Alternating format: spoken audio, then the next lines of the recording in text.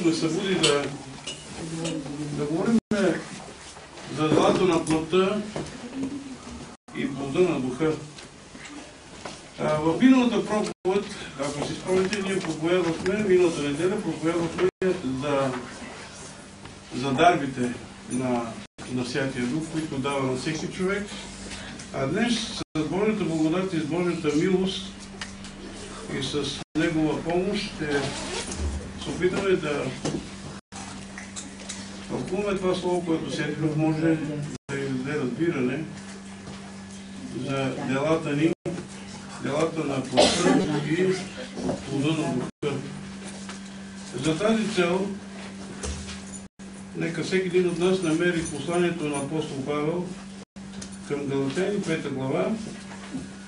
И така, ние ще прочетем от 13 стих до 21 включително.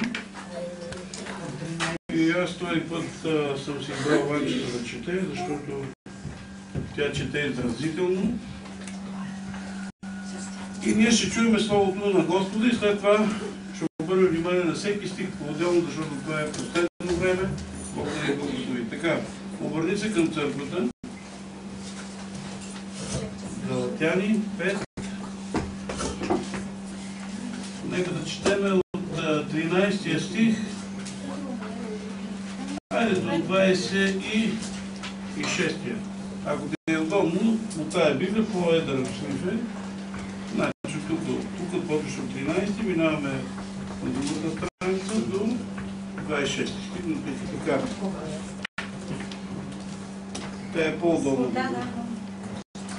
Плодът на духа и делата на плътта. Защото вие, братя, към свобода бяхте призовани. Само не превръщайте свободата в разпуснатост на плътта, но с любов служете един на друг.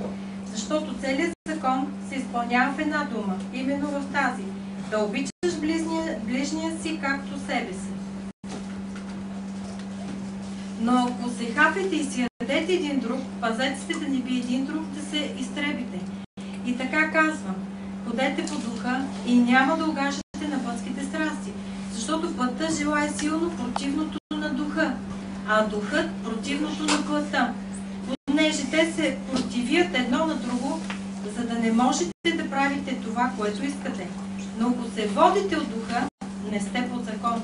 А делата на плътта са явни. Те са блудство, нечистота, сладострастие, идолопоклонство, магиосничество, вражди, разпри, равнувания, ярости, партизанства, раздори, разцепления, зависти, пиянства, пирувания и други подобни, за които ви предупреждавам, както ви предупредих, че които вършат такива неща, няма да наследят Божието царство. А плодът на духа е любов, радост, мир, дълготърпение, благост, милосърдие, вярност, кротост, себеобуздание. Против такива неща няма закон. А които са Исус Христови, разпънали са плътта заедно с страстите и похотите й. Ако по духа живеем, по духа и да ходим. Да не ставаме тщеславни един друг, да не се дразним и да не си завиждаме един на друг. Амин. Благодаря. Сега дойде време да погледнем към това слово с тази сериозност, която Святия ще ни даде. Святи Татко, в името на Исус, ние заставаме пред Тебе, за да можеш Ти да благослови всеки един от нас. Ако има хора, които са болни, Боже, ако има хора, които имат неразположение, ако има хора, които са дошли с рани, ако са били обидени или засегнати, ние те молим, нека Святия Дух да положи своята пелена върху тях на изцеление и нека да освободиш всичко това, което може да попречи, Боже, на човек да слуша внимателно. Нека да оставим всичко това, което е било през седмицата, Боже, всички атаки, които са имали. Всичко това, което може да оборчи от човека, Боже, всичко това, което може да нараним, нека да погледнем единствено и само към Тебе.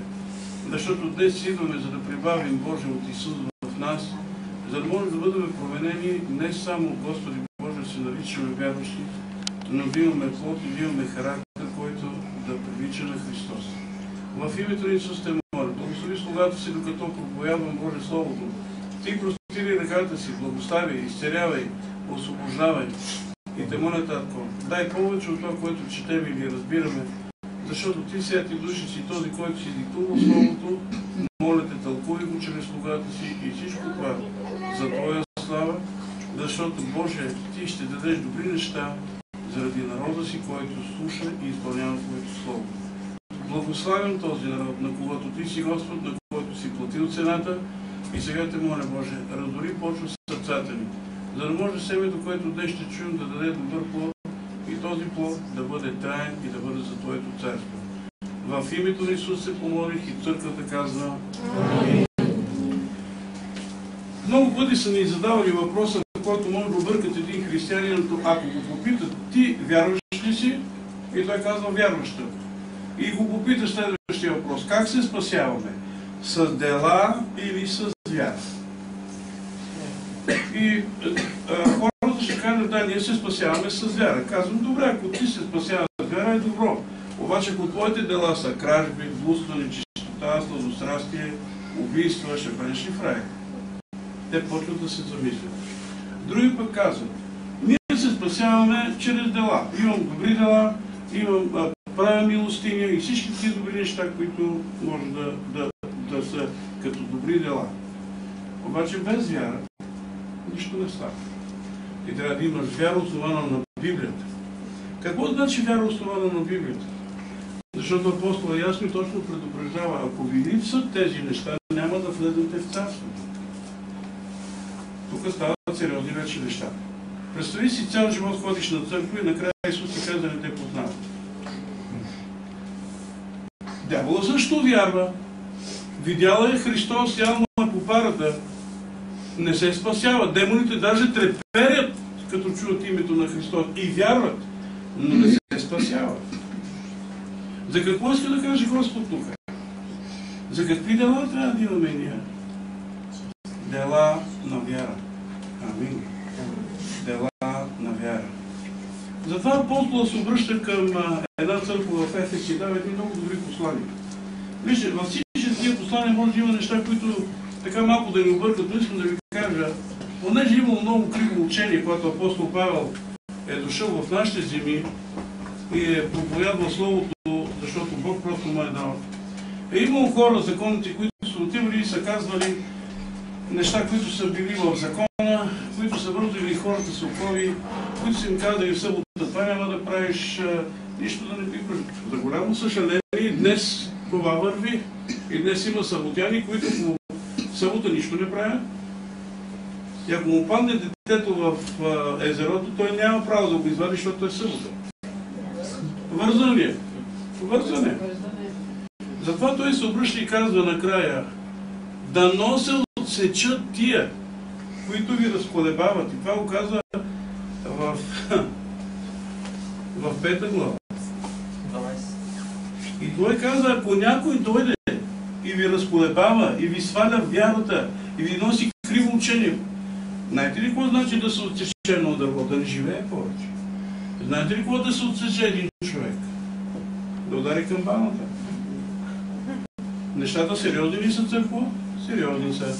Живеем ли в последно време? Искам да кажеш на човека от тебе. Живеем в последно време. Живеем в това последно време. Затова Господ иска да каже нещо. С какво трябва да се разграничаваме ние, християните, от другите? С какво ние трябва да се отличаваме, да се разграничаваме от тях? Коренно да се различаваме от тях. И нека да ви кажа, че това нещо е много важно, защото тази сутрин Бог ме събуди ми даде, когато го питах, Боже, какво да проповядвам, какво да дам на църква, аз искам това да дадеш на църквата. И аз знам, че там, където има здраво учение, ще се прецеят всички тия, които се клатушкат, но ще останат здравите християни, които ще продължат напред. Абсолютно съм убеден и съм сигурен, че които стоят до края в истината, в любовта, в прошката, те ще влезат в царството на Господ. И сега Исус се обръща и казва, защото вие, брати, към свобода бяхте призвани, само не превръщайте свободата в разпуснатост на плътта, но с любов служете един на друг. Над свободата, която ни е дал Господ, е дал любов. Сега ти имаш свобода, обаче не обръщай свободата си в свободия. И нека да ви кажа, че това нещо е много важно. Аз мога да имам свобода да пие една чашка вино. Но свободи е да изпиеш 3 кани, накрая да не даеш не ти да носиш чашата, а чашата да те носи. И това нещо е много важно църквата днес да го чуе, защото Христос, когато ги събираше, той не основаваше големи сгради, а той получаваше хората, които беше много ценно той да ги получава в Словото на Господа. И следващите неща се казва, защото целият закон се изпълнява в една дума, имало тая да обичаш ближния като себе си. Значи, имало тогава законници, които са отишли и само са държали закона. Ръцете ще миеме до лакните, в селото нищо няма да пипаме, няма да дадеме свинско и разни постановлени закони, които връзват човека. Но представете си в любовта. Любовта стои над закона. Исус дори им се присмя и по памет цитирам как той говореше в Марк 2 глава и казва, добре, не, вие държите толкова за закона, държите закона. В храма имаше свято място и пресвято място. В святото място имаше една маса, имаше 12 хляба и един светилник.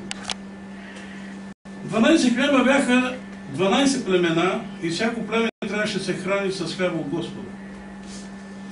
Светилника беше прообраз на присъствие на Святия Дух и там наливаха винаги масло и ако свещеника забравяше в задълженията си да сипе масло, го убиваха с камък. Обаче цар Давид огладня. С него имаше едни хора, които бяха отхвърлили, които бяха извън закон и той поведе с тях. И като огладня отиде, беше гладен.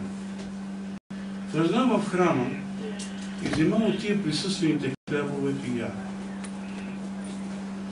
Не беше позволено всеки да яде от тия хлябове. Само Давид яде. Това трябваше да дадат само свещениците от тия хлябове. Което пък говори, че свещениците трябва да се издържат от църквата. Обаче като яде Давид и даде и на другите, да ви кажа, че те бяха и разбойници от тях. Интересно, че Бог не ги уби.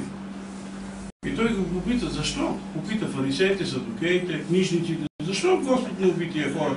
Като закона е писано, никой няма право да яде от този хляб. Единствено и само имат право да ядат свещениците. И тогава той се обърна и им каза, милост искам, а не жертва. Не да убия човека, понеже е престъпил закона, но да покажа милост. А Бог беше погледнал от небето и каза, много народ видях, обаче Давид е човек по моето сърце.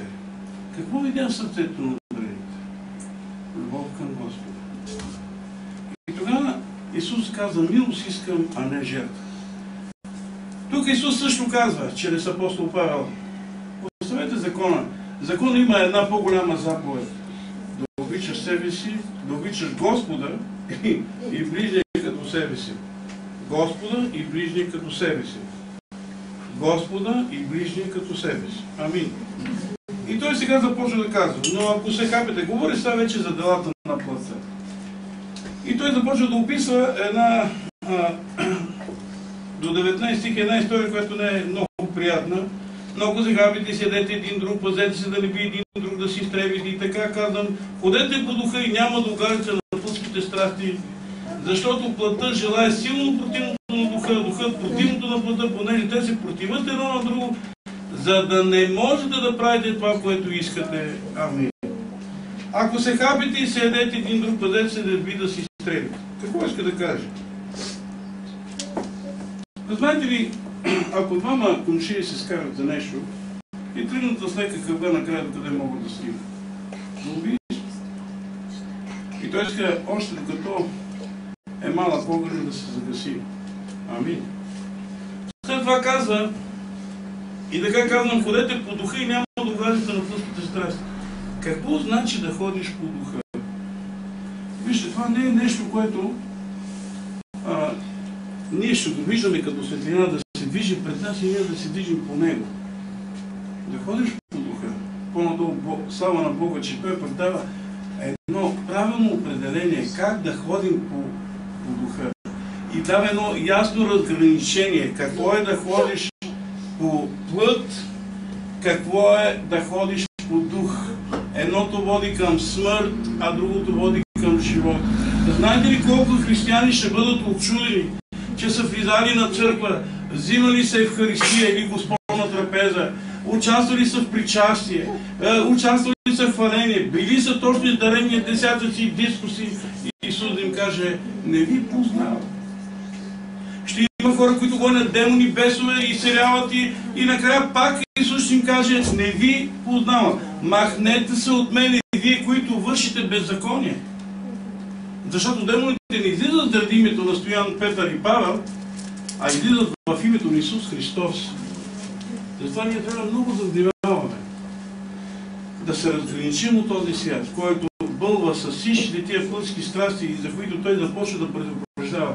Вижте, това, което се е случило днес, не е ново, няма нищо ново под слънцето. Това е било и по времето на апостол Павел. И ние трябва да разграничим тези неща ясно и точно. И той се обръща и ни казва, че плътта и духа имат битка. Обаче аз мога да направя това, което искам. Аз мога да угода на плътта. Решението е мое. Вижте, тук няма намеса нито Бог, нито дявол. Ти взимаш решение, Бог ти е дал свободна воля, как да постъпиш. Дали да постъпиш по плът, или да постъпиш по дух. Но накрая, или ще получиш награда, или възмездие. Дано ме разберете правилно, какво искам да кажа. И той сега започва да казва: но ако се водите по духа, не сте под закон.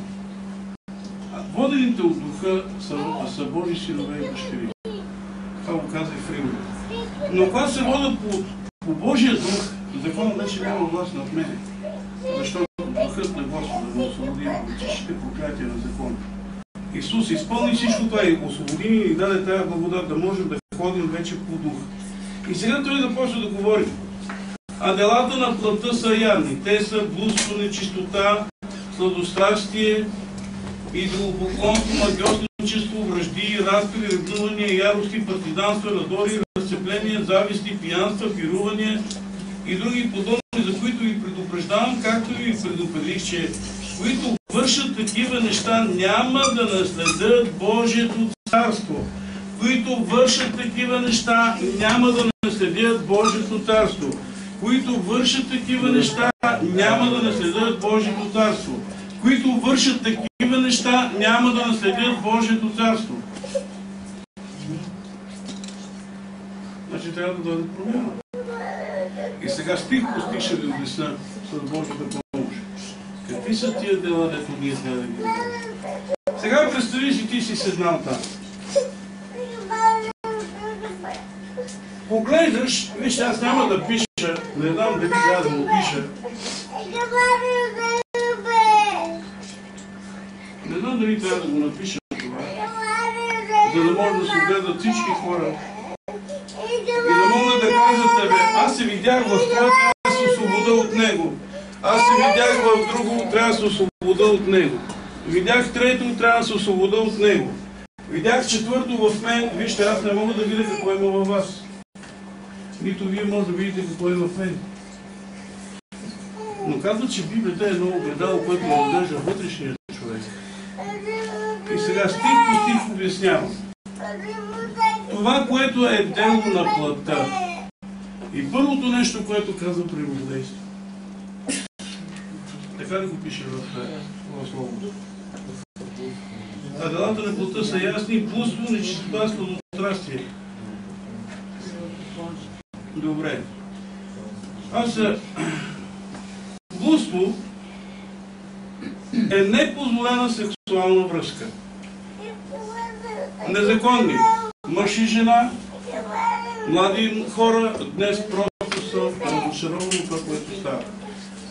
Имала контакт, имала си приятел, спала си с него, после оставя той, отива при друг. Живее си с него на семейни начала, дори за голямо съжаление и правителството ги тласка за пробни бракове, никъде в Библията не го пише това. Остави втория, отиде при третия, отиде при четвъртия. С какво се различава от една проститутка? С нищо. Викат, тя е мома. мома за света, но не е за пред Бога. Защото жената трябва да пази нещо чисто и свято, което Бог ѝ е дал. И когато има брачен завет, като всеки един завет е свързан с кръв, всеки един завет е с кръв. Новият завет също е с кръв, да ви кажа. Завета между Авраам и Бог беше също с кръв. И когато мъж и жена станат заедно, те включват завет да бъдат едно до края на живота си. Тогава той има право да легне с нея или да консумира брака. Чувате ли? Значи, когато казва блудство, това е непозволена сексуална връзка. А днес дори искат, за голямо съжаление, погледнете го, да е стигнал в света. В 5 клас да ги учат как да правят секс. Тук ли е църквата? Трябва ли да премълчи църквата това и да го подмине? Не, ние трябва да кажем истината, за да може да си опазим нашите деца и нашите внуци. Учиш ли тия неща, които ги преследват? След това казва нечистота. Това е нравствено зло или похотливост. Значи това в очите на Господа е поход към нещо, което ти правиш планове, криеш, нечистота, което ти мислиш, че никой не те вижда, но Бог вижда всичко и чува всичко. Амин. След това той говори сладострастие. Сладострастието е безсрамно поведение, на което липсва сдържаност. Тук наскоро по телевизията, след новините, поканили един гей в едно предаване на кафе. И той като почна да опитва човека до него, като почна да говори ни вулгарни неща, за това става дума. Пред телевизията, хора, пред телевизията. Искам да чуете. Къде живеем и как трябва да бъдем усвоени с Словото на Господа, за да не се разваляме. Амин. Следващото нещо, Бог говори за... Нека да мина към прелюбодейство. Това е невярност към брачната връзка. Обещава да бъде верен на съпругата си, на съпруга си и един път изневерява. Апостол Павел предупреждава, казва, бягайте от този грях. Ако излъжеш, ако откраднеш, не е с плътта ти.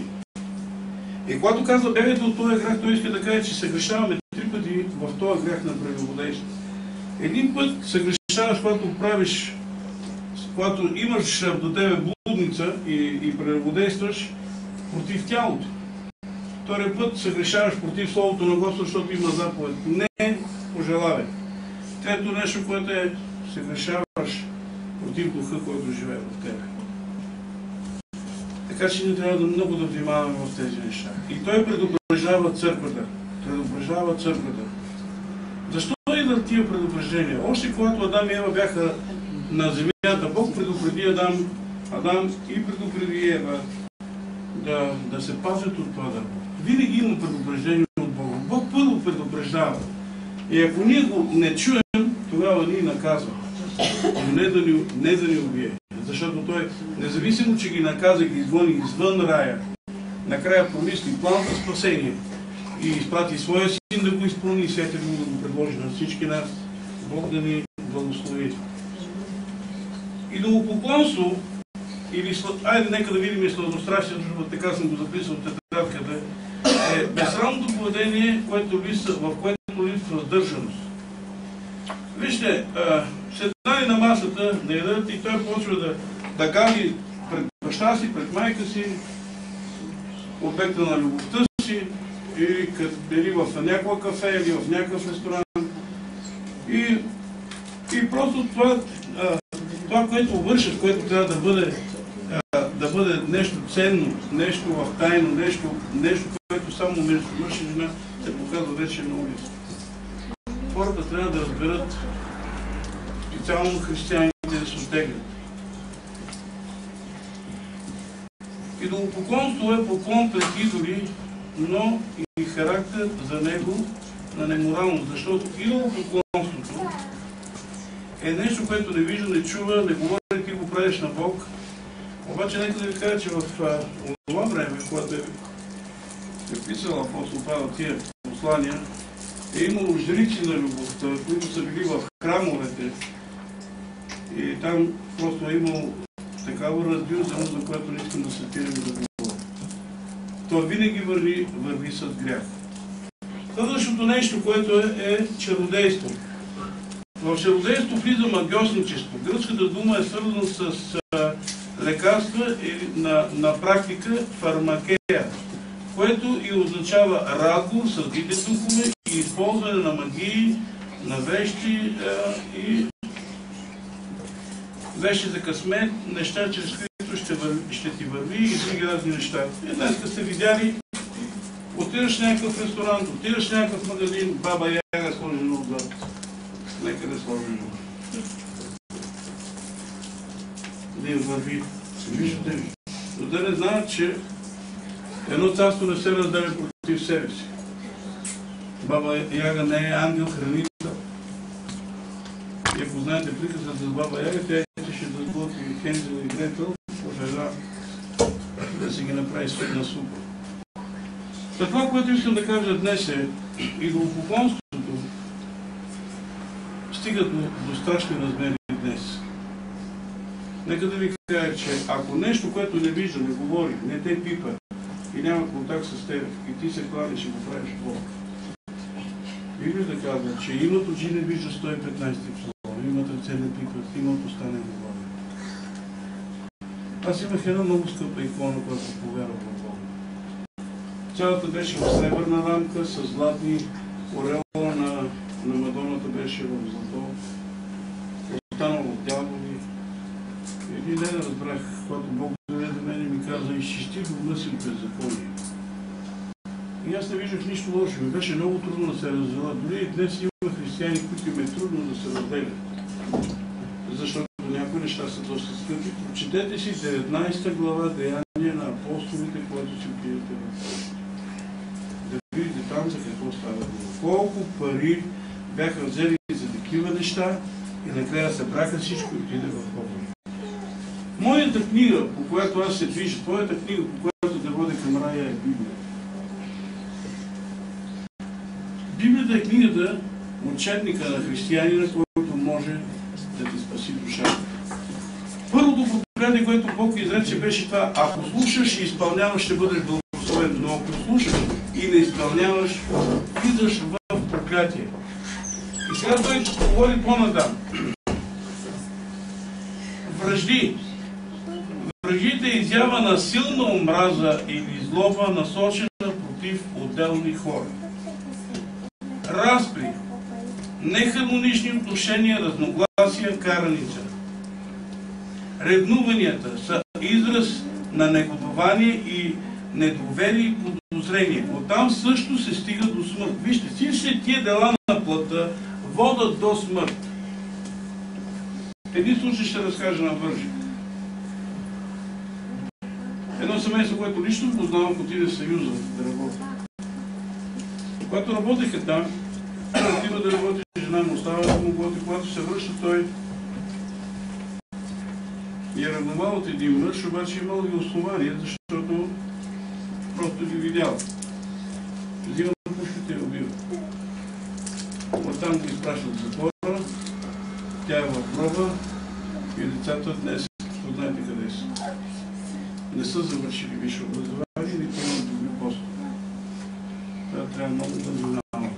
Бащи, внимайте на къде отиват децата ви, на къде отива семейството. Бог ще държи вас отговорни, ако твоето дете не върви в пътя на правото. Затова и Библията казва ясно и точно. Презвител трябва добре да управлява дома си. Не някой друг да му го управлява.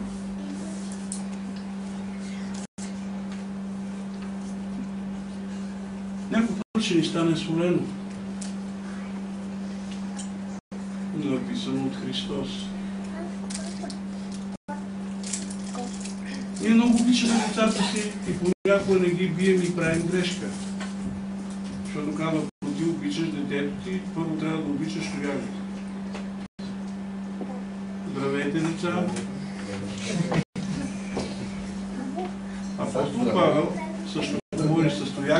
дойда? Или с кротък дух? Как да дойда при вас? Пита църквата. Защото чул, че натиснали много на плътта и зарезали духа. Добре тръгнали в дух, обаче след това някой ги омая. Нека да внимаваме какво казва Словото. Нека да живеем това, което казва Словото. И нека да не правим компромиси с нищо, което казва Библията. А да казваме амин и алелуя. Ревнуванията също стигаме до смърт. Яростите са изблици на гняв и невъздържаност. Сега, аз също имам недостатъци. Всеки един от вас има недостатъци. Области, където Бог да работи. Докато аз не града в мене тая област да кажа, Господи, бърже паря. Мога да подвикна. Мога да удара с тоягата по масата. Защото аз дома не ми липсват тояги. И би дошъл някакъв гостин от некъде, като ми види, това ме разкаже навсякъде. Това е пастирския дом. Но аз ще пазя себе си, ще пазя и другите, да не се съблазнат, защото познаваме едно семейство, където пастирът си позволява чашка, неговия зет вече не е църква.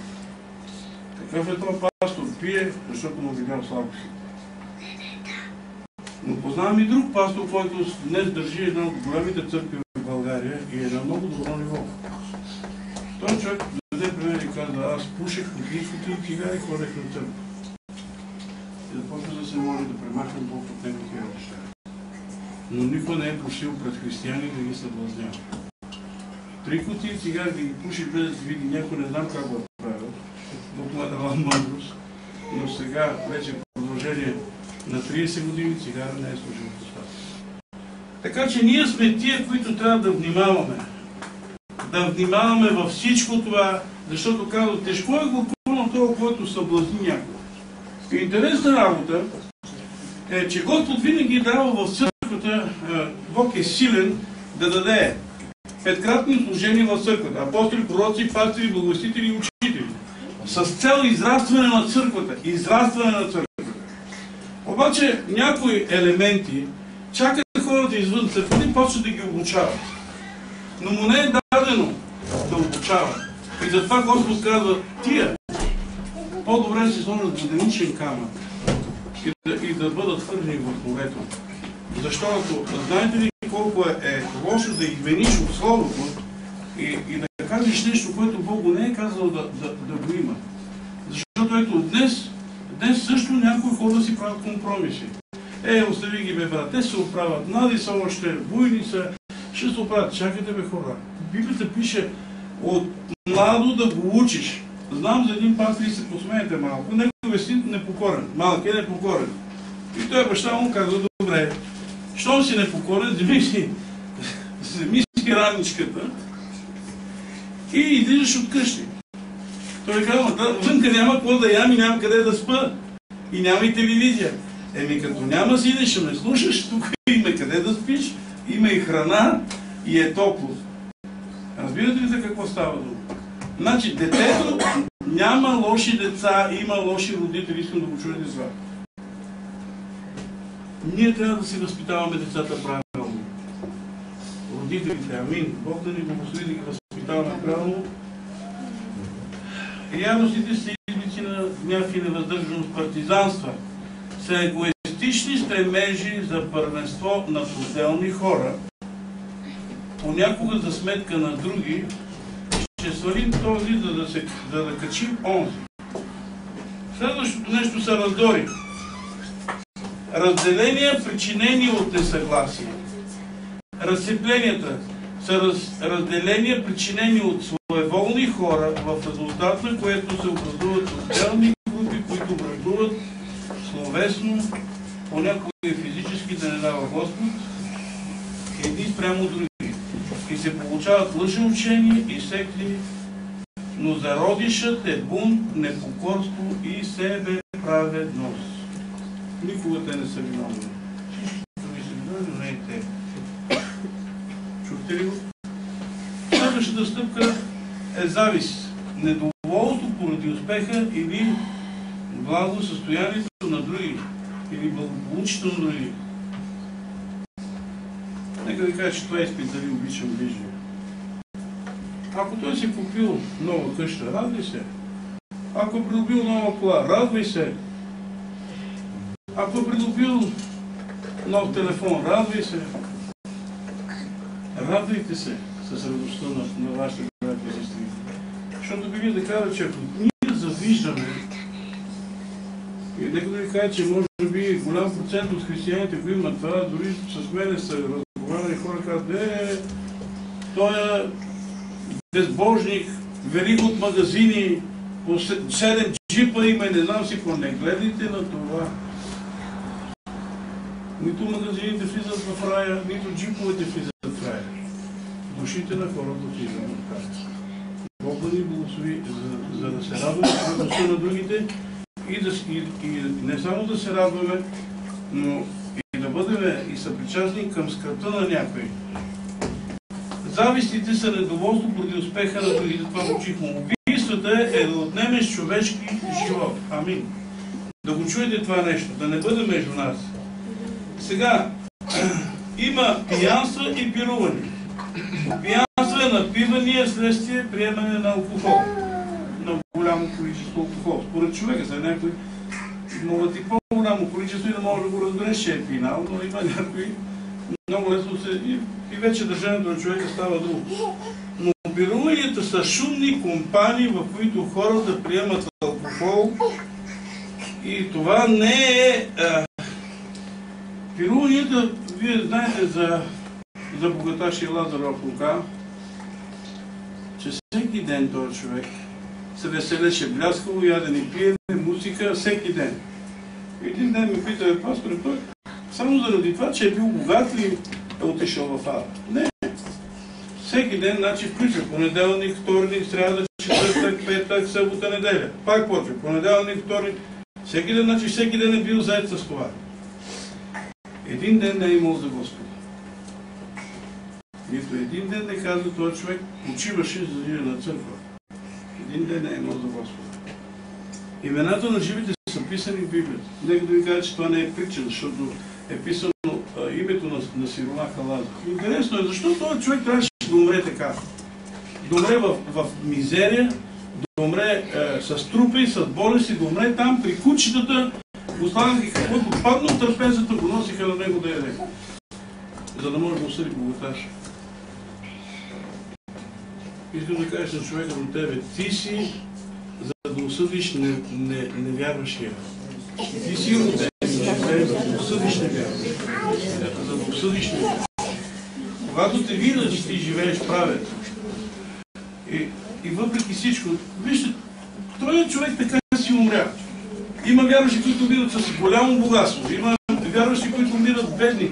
И това е било в Божията воля, защото в неговия план ти си там, за да може да ти покаже после, че Лазар, когато беше пред вратата ти, фърши на кучета да фърши на Лазар. А после изпрати ми Лазар да ми донесе капка вода. Той казва, ти си поживя твоето на земята, сега той се утешава, а ти се мъчиш. И нека да кажа, че това е огън. Наказанието е огън. Бог да ни благослови, да ни пази, да внимаваме, когато имаме какво правим и когато нямаме също какво правим. Така, сега идват вече до добрата част, която искам да наблеждаме, когато прочетохме, това е плода на духа. Има разлика между злата на плътта и плода на духа.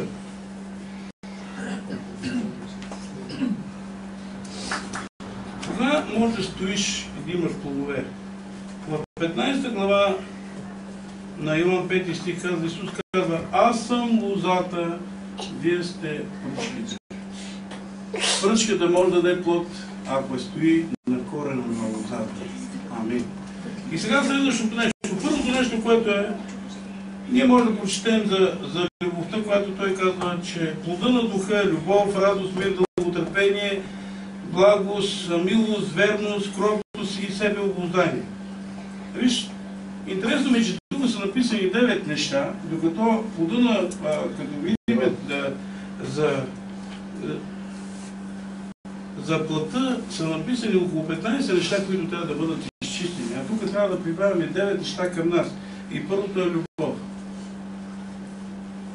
Любовта, която трябва ние да прибавим, е Божията любов, агапе любов. И ние знаеме, любовта дълго търпи. Любовта е милостива. Милостта не върши зло, не завижда, не търси своето си, не се гордее, не се превъзнася. И всички ти неща, които може да прочетем в 13 глава на Коринтия. Каква е тая любов, която ти може да имаш и да има тия плодове? Първото нещо, което е тя е Божия, агапе любов. Агапе любов е значи родителската любов. Бог обича детето си, както ти обичаш детето си. Амин. И ти дълго търпиш неговите капризи, подаряваш му къща, подаряваш му микробус, не че е заслужил. Не че е заслужил. Само заради това, че го обичаш. Даваш му 10 000 лева, гледаш да не види майка му. Разбираш ли? Защото го обичаш. Не че то заслужава. И на капан на всичко, като го гушнеш, да ме те скобе за косата, да включиш на дълго търпение, ама ако те фане някой брат за косата, какво става? Или някоя сестра, ако те фане за косата, ще викаме адвокати. Защото ние са тая любов. Нека Бог да ни благослови да разгледаме. Любовта, божествената любов е безусловна. Ще те обичам, ако ти му обичаш. Няма. Това е мафията. Тук говори ясно и точно. Божията любов е родителска любов. Дарява на детето си. Без детето да е заслужило.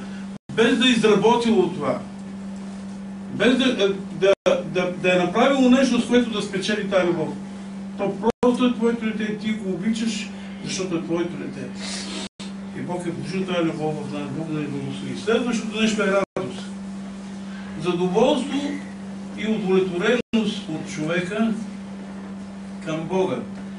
За избор, завет, осиновяване и крайно състояние. Какво значи това? Да благодаря на Бога, че Той ме е избрал.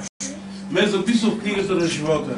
Започнаме доброто дело в мен. Ще го довърши до край. Изцеляваме, благославяме, отваря ми врати, показва ми милост, отговаря ми на молитви, дава ми съпруга, дава ми деца, дава ми внуци, дава ми каквото поискам. И аз трябва да се радвам. И най-важното нещо, за което да се радвам, че накрая отиваш в вечните жилища. Отиваш в рая. Амин. И там няма гробища, няма аларми, няма смърт, няма полиция, няма крадци, убийци и всички тия зли неща, които ги имаме тук на земята. И Бог да ни благослови да запазим тая радост. Мир. Да го запазиш, когато има война. Боже мир да е с тебе също хармонични взаимоотношения между християни и християни в света. Мир също е да запазиш самообладание, когато води нещо зло към тебе. Не да ти личи веднага. Божия мир, вие знаете за историята, имайте мир сега. Сега трябва да имате мир. Сега в момента да имаш мир. И той трябва да има мир. Накарали две деца в една християнска църква да нарисуват мир. Едното нарисувало цветя, слънце, полянка, едно дърво и едно птиче как пее. Другото нарисувало също. Нарисувало полянката, нарисувало дървото, нарисувало цветята, нарисувало птичето, обаче нарисувало и буря. И птичето как пее. Исус се върли и каза: имайте моя мир. Пускаш телевизора, няма мир. Само лоши новини. Само лоши новини. Съкръщения, убийства, изнасилния, влак излезнал, тайфуни и какви ли не лоши новини. И това почва да те притеснява. Но ако имаш мир, ако искаш да имаш мир, да знаеш, че Бог те пази и те закриля, независимо какво се случва около теб. Това е да имаш мир. Значи, ние ако живеем с вяра и вземем Божия мир, Исус не се вълнуваше, когато лодката щеше да се обърне. Въобще не се притесняваше, когато отиде до мъртвия, не се притесняваше, когато отиде до слепия, не се притесняваше, когато отиде до прокажения. Защо? Защото Бог е над всичко. Амин. И нека да имаме този мир в името на Исус. Дълготърпение, изтърпяване на страдане, неудобства и гонения заради Бога. Заради Господа, обаче не заради това, че си сгрешил, направил си нещо, което не трябва и оттам ти идва наказание. Значи гонение заради Бога. Отиваш на работа, да всички те намразиха без причина. Как разбраха, че си християн? В къщите гледат на търсене, ако има невярващи, да почват да те упрекват, да почват да те обягват. И ти вече трябва да знаеш. Исус казва, мене мразеха и ваше мразят. Мене гонеха и ваше гонят. Аз пия горчивата чаша и вие ще я пиете. Но понете, Господ, вижте, искам да чуете това. Бог ще промени земята, ще промени небето, ще промени водата, ще промени телата ни, ще промени хиляди неща. Едно нещо ние трябва да променим. И това е характер. Това ти е дадено ти сам да решаваш дали да се промениш, дали да не се промениш. Дали да простиш, дали да не простиш. Дали да обичаш или да мразиш. Дали да проклинаш или да благославяш. Ти решаваш. И нека да ви кажа, че ако някой държи омраза и непростителност, това започва да го разяжда. И такъв човек рано или късно се разболява и понеже не е простил, си заминава. Затова направете магистрали, като те ранат, пускай тая рана с 160 км да мине и да замине. И решаваш да прощаваш. Опитаха един теолог, много така добър теолог, който си отиде си на небето като генерал. И го попитали, и аз почета книгата, преди да умре го попитали, кое беше това, което съжаляваш, че не си го правил по-бързо? Съжаляваш, че не си имал толкова по-голям плод в него. Той каза, това, че много задържах облачение. Чухте ли? Ами рано ли като си скарал с жена ти, ще се поправят нещата, ами не дай го влачи по 3 дена. На момента прощави. Ама с сестрата, тя така ми каза, много важно, че те е казала така. Ти държиш ключа за сърцето. Ти ще решиш дали да откручиш, дали да се обидиш, дали да не се обидиш. Ако Давид ти каже нещо, той е хубавия Давид, ти каже нещо. И ти може да се обидиш? Не, той е дете. Ама майка му да ти каже нещо, да виж какво става. Значи ти държиш ключа, ама за Давид заключаш, ама за майка му отключаш. Аз си казвам, заключайте сърцата си ги пазете от всичко, което Господ има и от всичко това, което имате, Бог каза, най-много пазете касата с зелето. Какво каза? Пазете търдя му. Сърцето си пазете. Защо? От него са изворите на живота. Добре, са едно сърце, какви извори? Каквото прелива сърцето, говорят устата. Амин. Амин. Опази сърцето си да бъде чисто. Да изворите да бъдат чисти. Амин. Не като цар Ирод. О, аз обичам тоя новия младенец, новия цар. Елате ми го покажете да му се поклоня. И с устата виж какъв изор. Не беше опазил сърцето си. И накрая как се поклони? С меч. Убиваше децата. Затова много внимавайте. Алелуя. Давид да няма някой горчив корен, тогава ставаш лицемер. Тогава не си това, което трябва да си. Абе, тази Библия е страхотно гледал. Го глеждате, от всякъде те оглежда. И нямаш никакво изречение. Нямаме, ще му се стъпна, бе, аз съм правия, бе. Моето мъжко магаре, по-мъжко твоето мъжко магаре.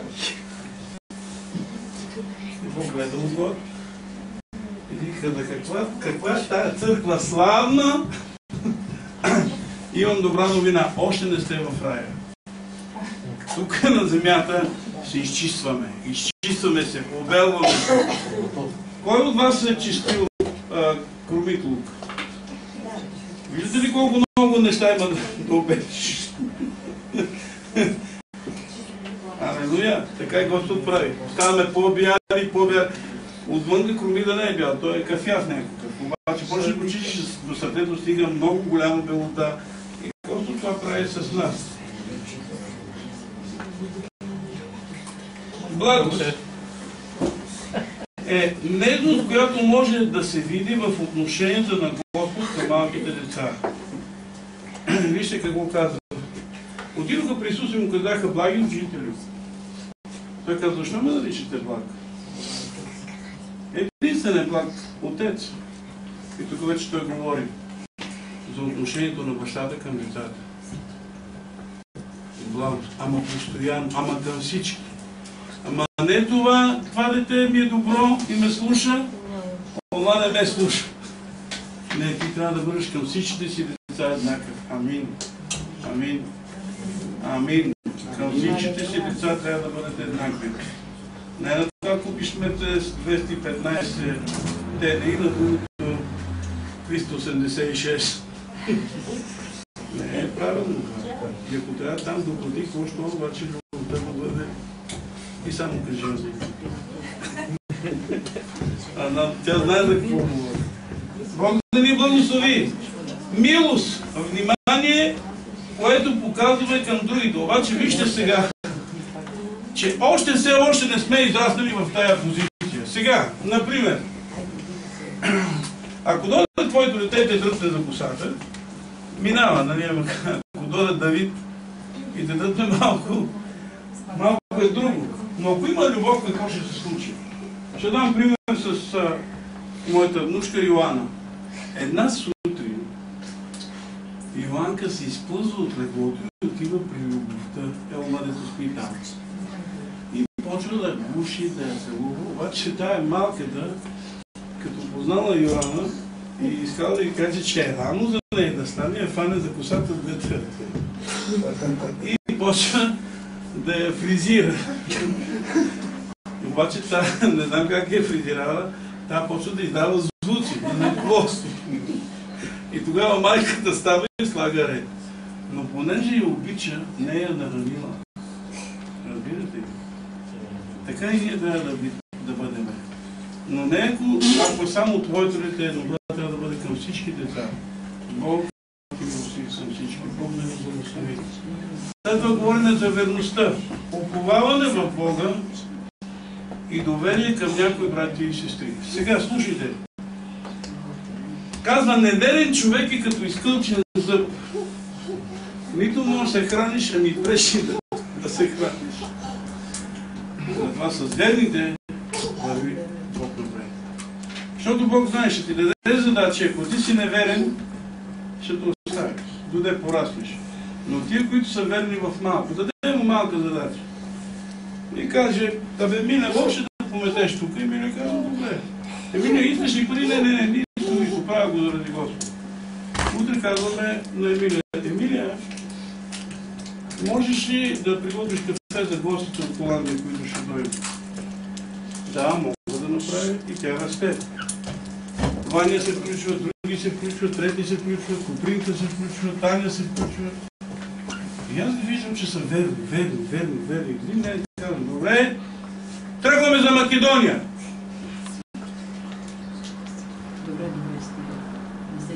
Може ли да дойдете? И те казват, да. И тогава Павлинка поема разходите за кафето. Обаче представете си за тия двамата сина. Един и каза, бащата мина и вика, синко, ще дойдеш ли с мен на нивата? О, тато, ти бе, аз ще те стигна.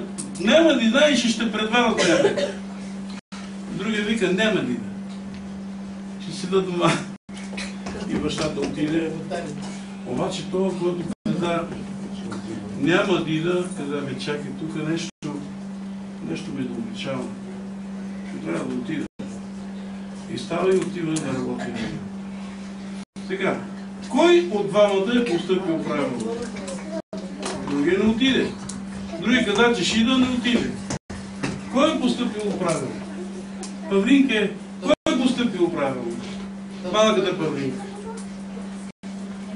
Питам църквата, според вас кой е постъпил правилно? Този, който отиде. Грешка. Он е отиден от бунт.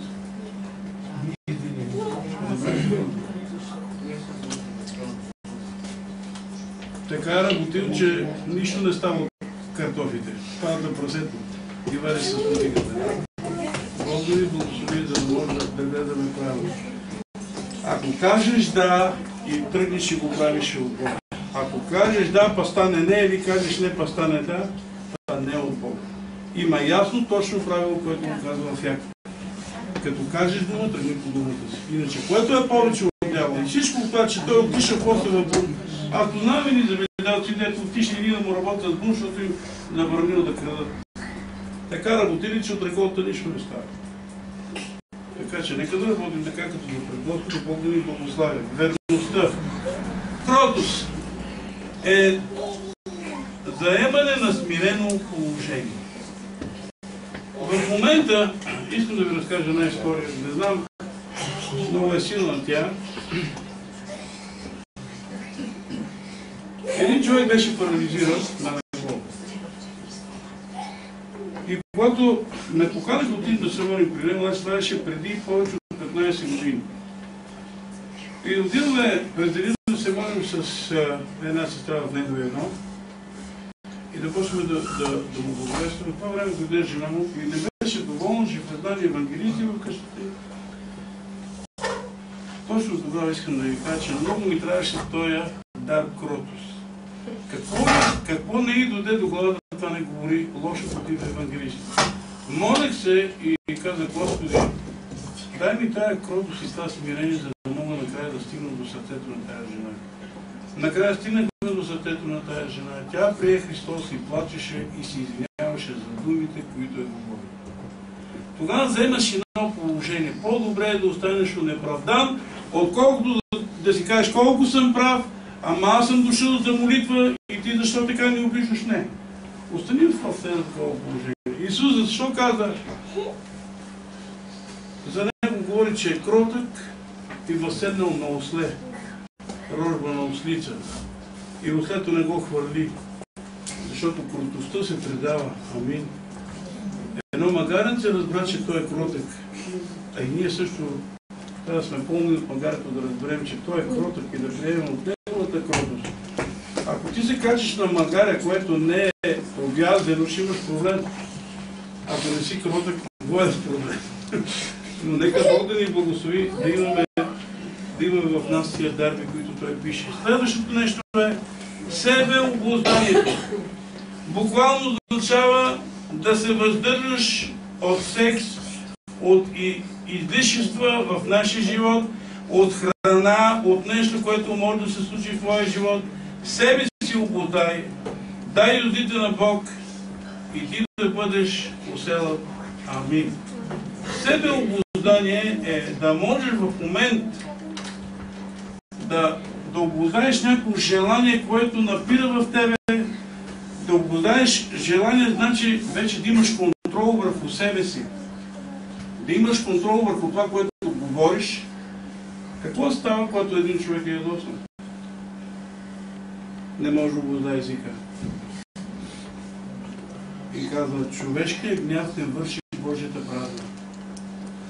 Тогава ти говориш много лоши неща. Знаете колко от разводите са само заради това?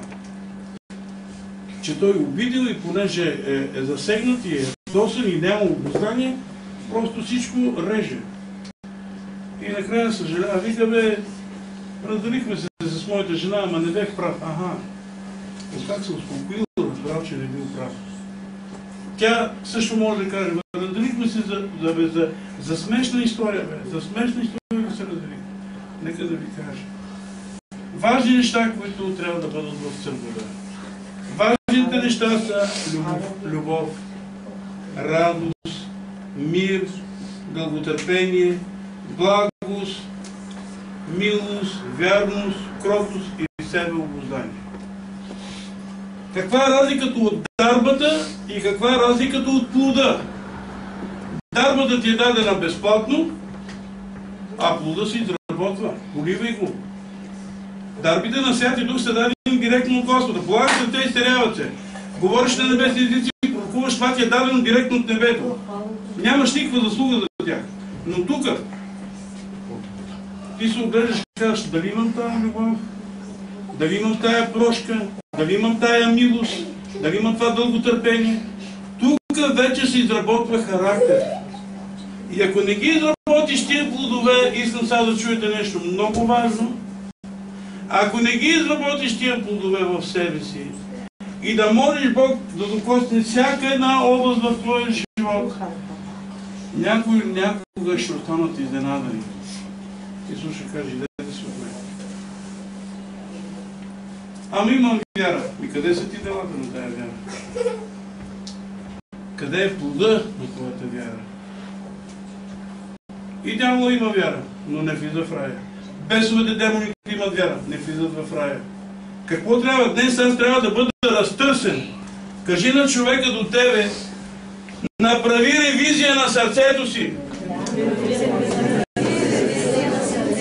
Направи ревизия на сърцето си. Виж дали имам това нещо в мене. Или надделява това, делата на плътта надделяват. Или делата на духа. Защото Господ е толкова благ и толкова милостив, но Той те оставил свободна воля. Ти решаваш какво да правиш. Ти решаваш дали да обичаш, дали да мразиш, дали да прощаваш, дали да не прощаваш, дали да си милостив, дали да не си милостив, дали да дадеш, дали да не дадеш, дали да копаш, дали да не копаш. Ти решаваш. И Господ каза, това е доброто.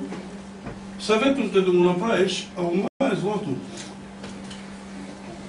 Затова Той казва, не искам да сте бездейни и безплодни за царството ви. Знаете ли колко е важно? Че тие, които имат духа в себе си, Господ ще почне да ги излия. Ти не само ще имаш тая любов и тая радост, но тогава Той казва, ще дойде някой до тебе, който иска да откъсне от дървото на твоята любов, да го прегърнеш, да го покажеш милост, да го нахраниш. Ще има хора, които ще се нуждаят. Обаче, ако си ядовит, разсърден, преди обед смажиш себе си, след обед хората, вика, дегото. Аз познавам такива хора. Ама вика за Соня, вика, ще шиста сметките, не искам да имам нищо общо с него. С другия ми е приятно да прекарвам време. И се прави. Изборът е това.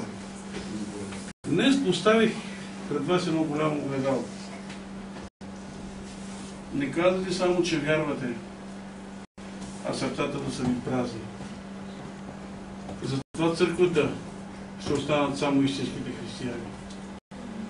Дойде до мен един пастор и ме потупа и вика, как кастриш, вика, никой от тия дека се клатушкат няма да остане в църквата.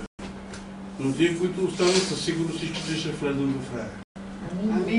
Повече пот в учението, по-малко кръв в боя. Амин. Погледнете на къде отива България, на къде отива света. Погледнете на къде отива и църквата на Христос. Коренно трябва да се различава тъмнината от светлината. Коренно трябва да се различават твоите дела. Запомнете, че ако ти тръгнеш към доброто и ако тръгнеш към любовта и всички тия дарби на Святия Дух и всички тия плодове, които ти започваш да ги изработваш в себе си, ще се мъчи дявол, ще ти изпраща специални хора, които да те връщат, ако е възможно, отново към алкохола, към наркотици, към тютюнопушене. Всички тия неща той ще иска да те оскверни. Трябва ли да се разделиш с някой? Мисля, че трябва с някой да се разделяме. И да продължим с тия, които не са брати и сестри в скобички, да се наричат само брати и сестри, защото Исус обърна и каза, кои са ми брати и сестри? Кой е мой брат? Коя е моя сестра? Тия, които слушат и изпълняват. Кои са мои приятели? Кой е моя брат? Кой е моя ближен? Моя ближен е този, който ми е показал милост. Ако те тупа само по раното и каже, Бог да се мили на тебе, да те нахрани, да те напой, не ти е ближен. Това е книгата, която води към вечен живот. Църквата е училището, където трябва да се научим. Има едно светско училище, с това приключваме.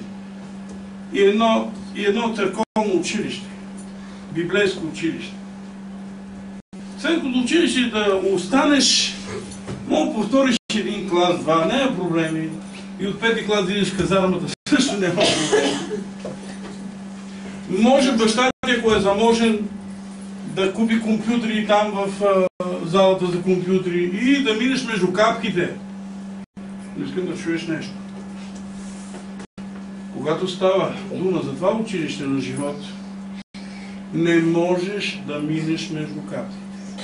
Няма Вуйчо Владика и ще станеш поп. Шуре баджаначески истории няма. Които слушат и изпълняват, ще влезат в благословение.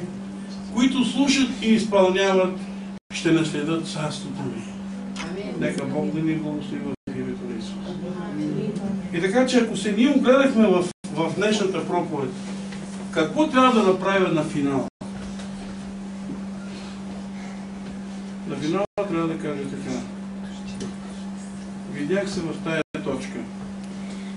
И аз искам да я облагородя и ще помоля Господ да ми даде по-голямо дълготърпение, да ми даде по-голяма любов, да ми даде себеобуздание. Себеобуздание е да удариш, да извикаш, да скъсаш и да изпуснеш парата. В името на Исус обаче. В името на Исус. Не може плод да дадем, ако не си на лозата, ако не си в Христос. И го помолиш, Господи, тая област допусни и Бог ще я допусне. Знаете ли, искам сега да ви покажа нещо за пример. Слава на Бога, че има хора, които могат да ви дам за пример. Искам сега Мира да излезе и Павлинка да дойдете тук отпред. Мира и Павлинка. Мира е от ляво на Павлинка, а Павлинка от ляво от дясно на Мира. Излезе и двете отпред. Хубаво е да даваме хора за пример. Слава на Бога. Застанете една до друга. Искам да видите нещо. Това момиче загуби своя син на месеци. Не се разсърди на Бога. Това е една рана в нея. Вижте я. Продължава с Исус. И днес ми каза пастора, откраднаха ми Библията. Ще може да ми дадеш Библия. Какво мислите? Ще й дам ли Библия? Две ще й дам, не една. Искам ти да я прегърнеш. Пред всичките.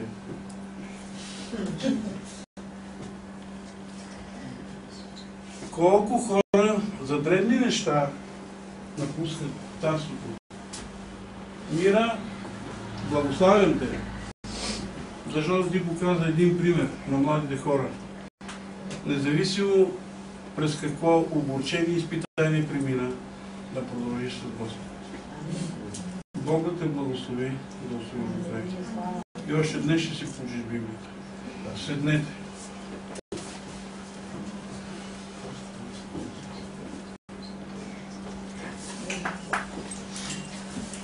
Слава да бъде на Царя. Имам нужда от един музикант и този път ще подана Копринка.